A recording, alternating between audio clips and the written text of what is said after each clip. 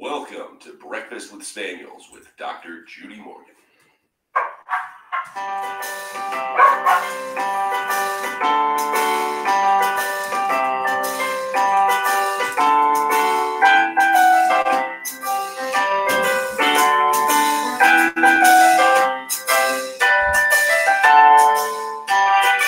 All I got in the room is one cat. Okay, one dog.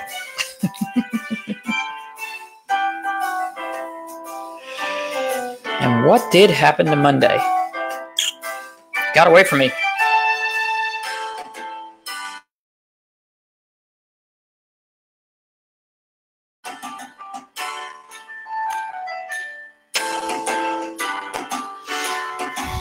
But I was up early answering messages. Cold New York, yeah, I'll bet. It's cold here. It's going to be 19 on Sunday morning. It's not supposed to happen in the South. What's wrong? It's supposed to be warm. I moved away from that stuff. If it's 19 here, I can't imagine what it's going to be there. Remember, you can purchase all of Dr. Morgan's products at her website at www.drjudymorgan.com. Now it's time to sit back, relax, and enjoy the show. All right, so welcome to Tuesday.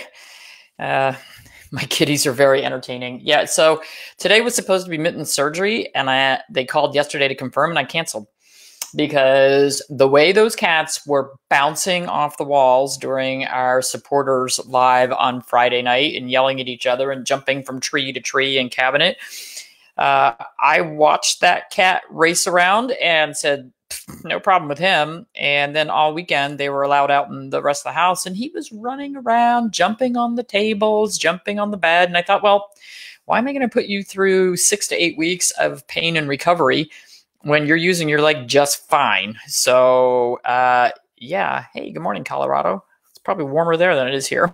Yeah, it was hysterical. Yeah, put a martini and 3 fighting cats together and it's a lot of fun. Michigan's below zero. Whoa. Yes. Okay. So it's official. J.M. Smucker completed the sale of Natural Balance.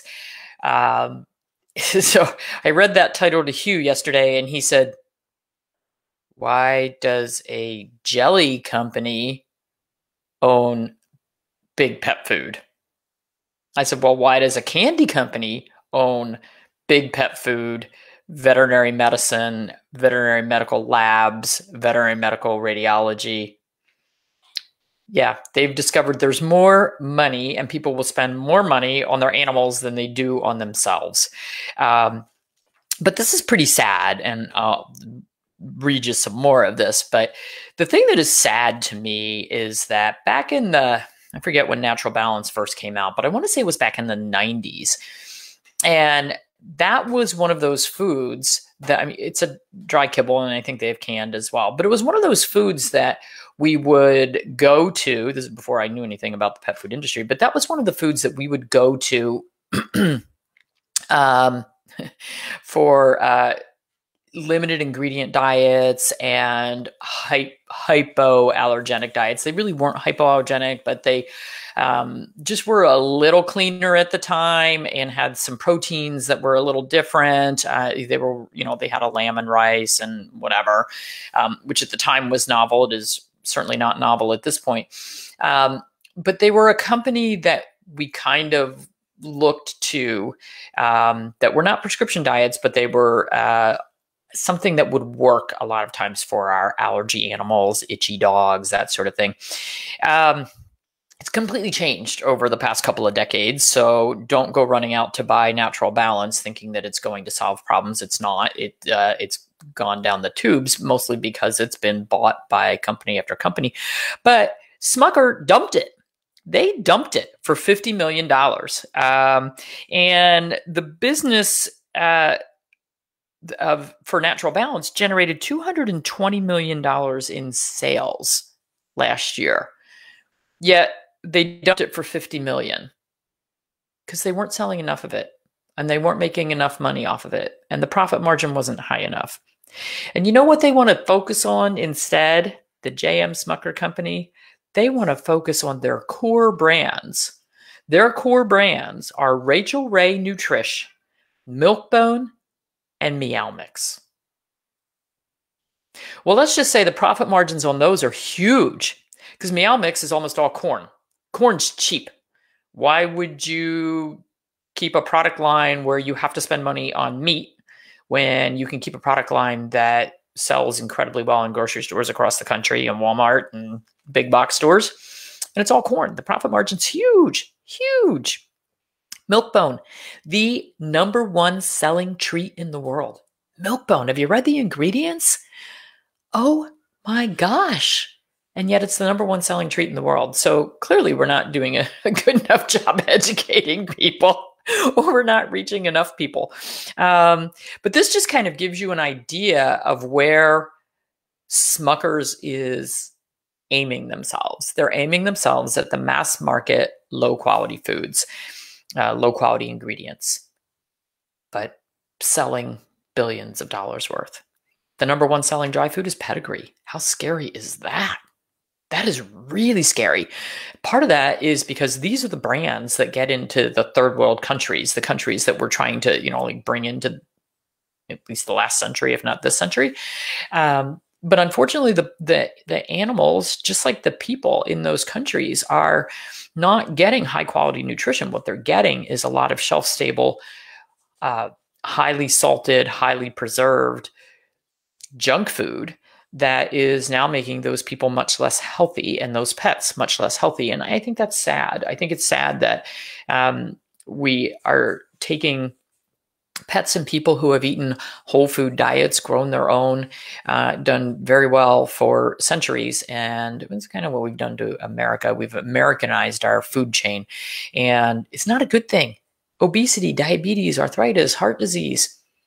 This is what we're doing because we have so much sugar in our food, so much salt in our food. I posted a video at the end of the week. It was a human video on the amount of sugar that is in the food. And they were talking about a Nestle Purina product that is marketed, I think that was in like Malaysia or somewhere, as a healthy breakfast food for kids. But it was 40% sugar, 40%.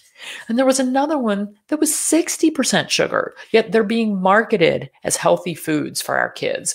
If that kind of marketing is being put out for our kids, of course, we're going to get that kind of marketing for our pets.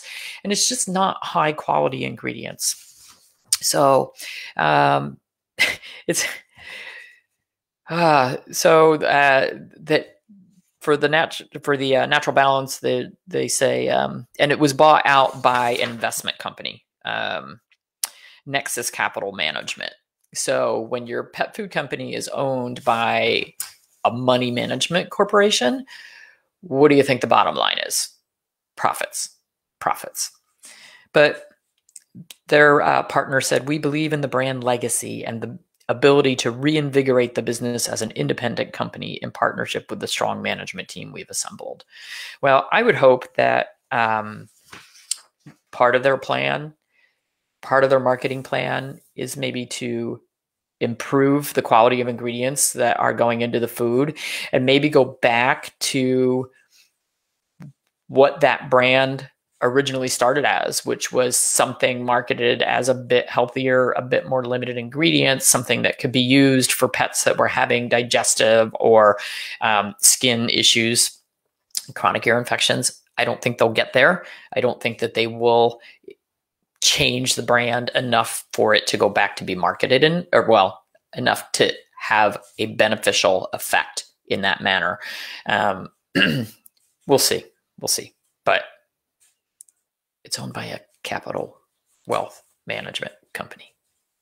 It doesn't bode well.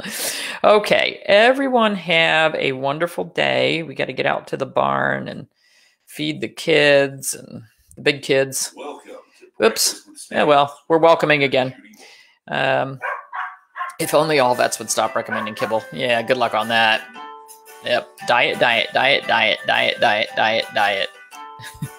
Yeah, it's funny. Our dogs won't touch milk bones, never would. When we used to be in the parades, especially the 4th of July parade in our small town, all of the freeholders and political people would go walk along the parade route and hand out milk bones with their little cards on them with, advertising them. And our dogs would never touch. They would always come running over to our float because we had a bunch of dogs. They'd hand us a bunch of milk bones, and our dogs were like, no, we don't do that. Kids are already fed, you starving. Yeah, exactly. Diet cured the kitty cat. Yay. Love Fine and Dandy Acres. Thank you. We do too. So we'll keep finding things to talk about with that. It'll be a process. The plumbers were there yesterday, roughing in the plumbing, which will be under the floor. So we'll get some pictures of that up today. All right. Everyone have a wonderful day.